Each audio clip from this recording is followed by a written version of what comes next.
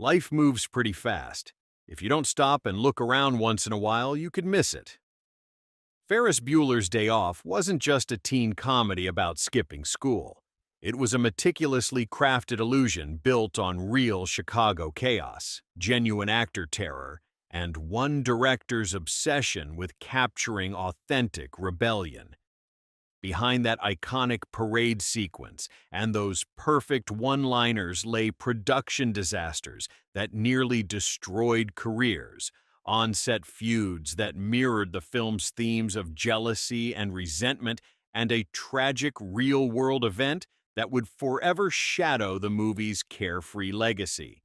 From studios threatening to shut down production to actors literally risking their lives for authenticity, to a devastating car crash that occurred just 1 year after filming wrapped, the making of this beloved classic was anything but a day off. These are 20 weird facts about Ferris Bueller's Day Off that reveal the stunning gap between the movie's joyful surface and its surprisingly dark underbelly. And stick around for the bonus fact that connects this film to a conspiracy theory that still persists today. Ready to take the real day off from everything you thought you knew? Let's dive in. The Ferrari wasn't actually a Ferrari. What audiences saw screaming through the streets of Chicago wasn't the iconic Ferrari 250 GT California that Cameron's father supposedly treasured. It wasn't even close. The production used 3 different replica cars built on Mustang chassis, crafted by a company called Modena Design. Only one real Ferrari 250 GT California was used for close-up interior shots, and it never moved faster than 5 miles per hour.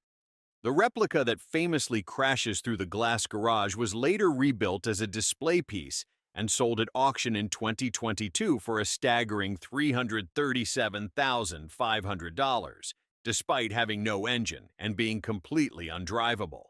A Ferrari replica featured in Ferris Bueller's Day Off has been auctioned for $337,500, despite it only being a display piece without an engine. According to Heritage Auctions, the car was rebuilt as a display piece following the movie's production. Even fake movie magic commands real collector prices. Matthew Broderick was actually sick during filming. The irony cuts deep. While Ferris fakes being sick to skip school, Matthew Broderick was genuinely battling illness throughout much of the production. He contracted a serious case of food poisoning early in filming that left him weakened and nauseous for weeks. Hughes refused to delay the tight shooting schedule, so Broderick powered through scenes while fighting stomach cramps and fatigue. Watch his performance closely. That slightly pale complexion and occasional glazed look isn't just masterful acting. It's a young actor literally struggling to stay upright while delivering some of cinema's most energetic dialogue.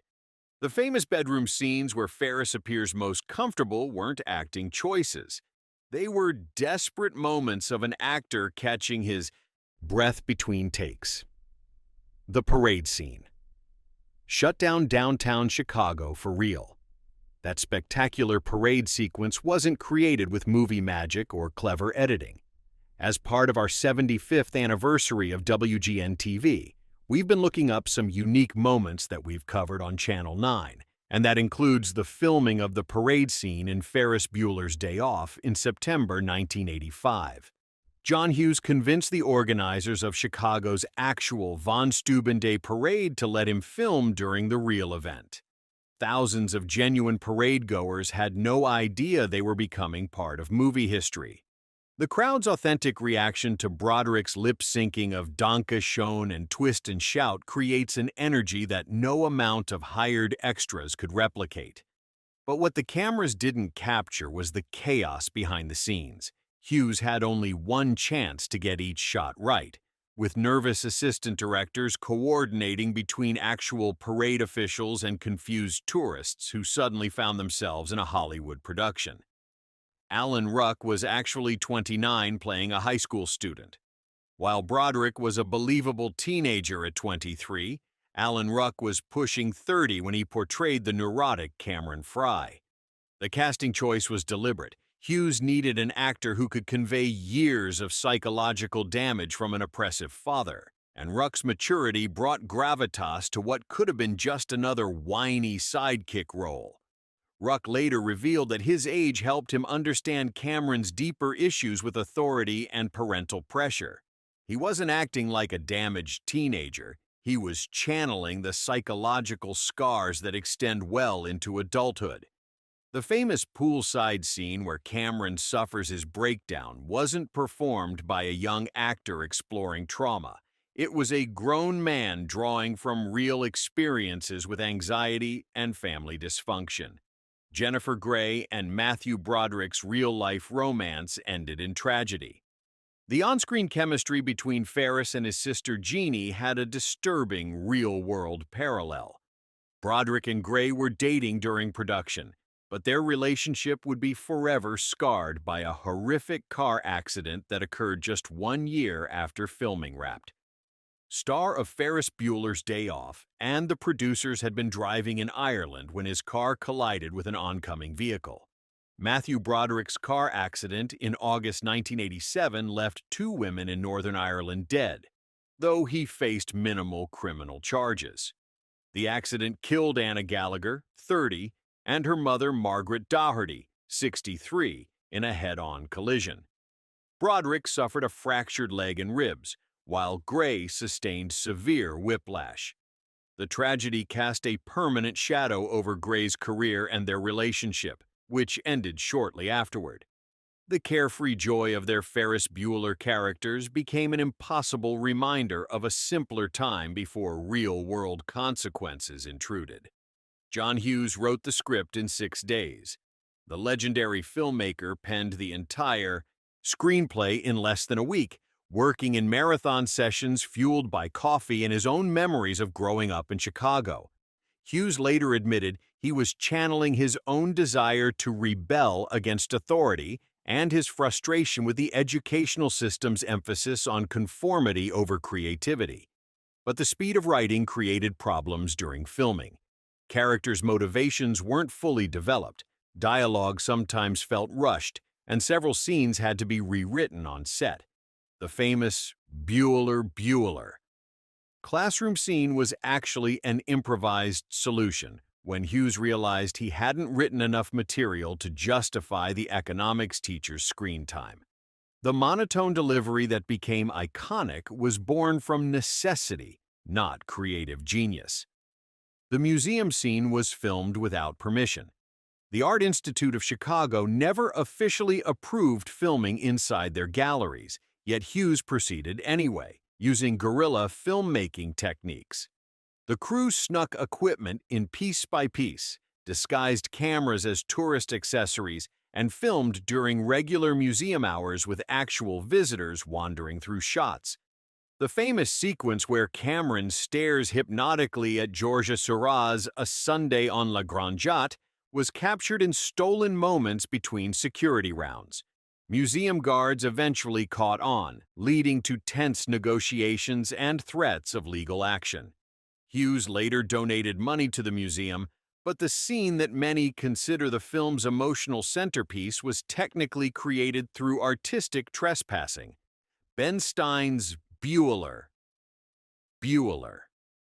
scene was completely unscripted. The economics teacher's monotone roll call became one of cinema's most quoted moments. Yet, it was never written. Stein, who was actually a former speechwriter for President Nixon, was hired for 1 day to deliver exposition about economics. When Hughes realized the scene was boring, he told Stein to just keep calling Ferris's name until it became funny. Stein's background in politics made the performance even more satirical. Here was a man who had crafted speeches for the president, reduced to mindlessly repeating a teenager's surname. The scene became a perfect metaphor for educational bureaucracy, achieved entirely through accidental comedy. Stein later said he had no idea the moment would become his most famous contribution to popular culture. Cameron's house isn't in Chicago. The stunning modernist home where Cameron suffers his breakdown and the Ferrari meets its doom isn't located anywhere near Chicago. The house, designed by architect James Spire, sits in Highland Park, Illinois, roughly 30 miles north of the city. The production spent weeks finding a location that could accommodate the elaborate car crash sequence while maintaining the illusion of urban proximity. The glass garage where the Ferrari crashes required extensive reinforcement and safety preparations. The homeowners, initially excited about having their house in a movie, grew increasingly nervous as they watched crews prepare for vehicular destruction in their living space. The final crash was filmed using the replica car, but the psychological impact on the actual homeowners was entirely real. The film was almost rated R for drug references. Early cuts of Ferris Bueller's Day Off contained subtle but persistent drug references that nearly earned it an R rating, which would have devastated its teen audience appeal. Go ahead and like and subscribe because this fact reveals how much content was actually cut from the final version. Original scenes included more explicit references to Ferris's parents' prescription drug use and hints that his elaborate sick day was partly motivated by access to his mother's medication. Hughes fought the ratings board for months, ultimately removing several scenes and dialogue references. The famous Save Ferris campaign wasn't originally about school absence. It was about substance abuse intervention. The sanitized version we know today masks a darker original concept about teenage self-medication and parental neglect, themes that Hughes would explore more explicitly in later films. Matthew Broderick nearly quit during production. The pressure of carrying a major studio film while battling genuine illness pushed Broderick to his breaking point.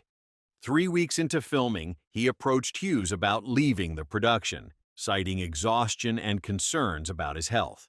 Studio executives panicked, knowing that recasting would mean starting over and potentially losing their summer release date. Hughes convinced Broderick to stay by restructuring the shooting schedule and promising to film his remaining scenes in shorter bursts.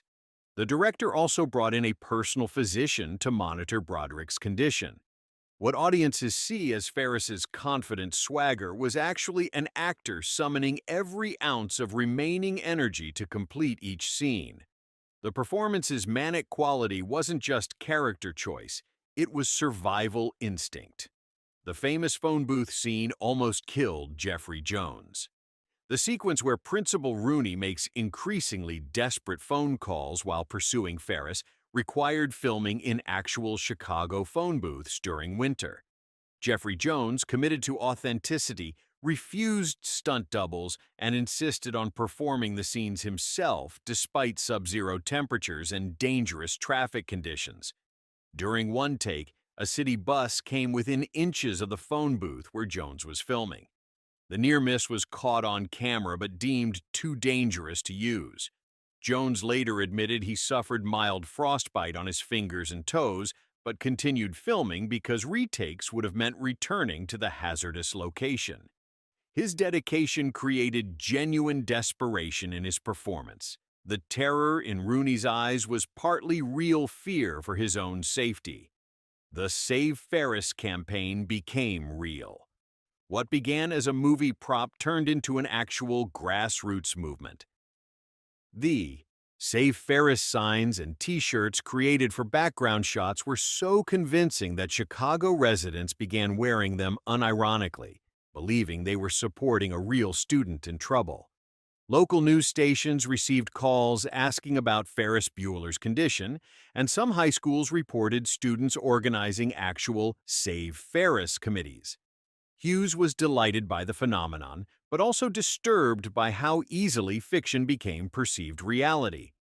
The incident foreshadowed later concerns about social media misinformation and the power of viral marketing.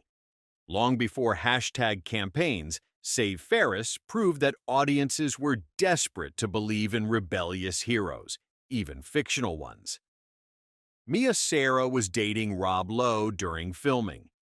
While playing Ferris's devoted girlfriend Sloane Peterson, Sarah was actually in a serious relationship with Rob Lowe, creating behind-the-scenes romantic tension. Broderick, still recovering from illness and dealing with the pressures of leading man status, developed an unrequited crush on his co-star that added uncomfortable energy to their scenes together. Hughes later admitted he should have cast differently, as Sarah's distraction affected the believability of Sloane's devotion to Ferris. The romantic scenes feel stilted because Sarah was mentally elsewhere, thinking about her real-life relationship with one of Hollywood's biggest heartthrobs. The movie's weakest element, the underdeveloped romance, was compromised by actual romantic complications. The Ferrari crash was filmed in reverse. That spectacular garage crash scene required extensive engineering and multiple takes to achieve safely. The production built a mechanical system that could pull the car backward through the glass wall, then played the footage in reverse to create the illusion of the Ferrari launching forward into space. The process took 2 full days to film, with crews repeatedly testing the mechanical systems and calculating trajectory angles. The glass used wasn't real. It was sugar glass designed to shatter safely. But the psychological impact on cast and crew was intense. Several people reported nightmares about expensive cars flying through windows, an anxiety that persisted long after filming wrapped. John Hughes fought with his own studio. Paramount executives wanted to cut several of Hughes's favorite scenes, including the extended museum sequence and much of Cameron's character development.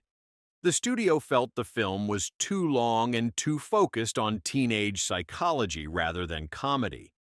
Hughes threatened to remove his name from the project and demanded final cut approval. The battle went on for months, with Hughes ultimately agreeing to minor trims in exchange for keeping his core vision intact.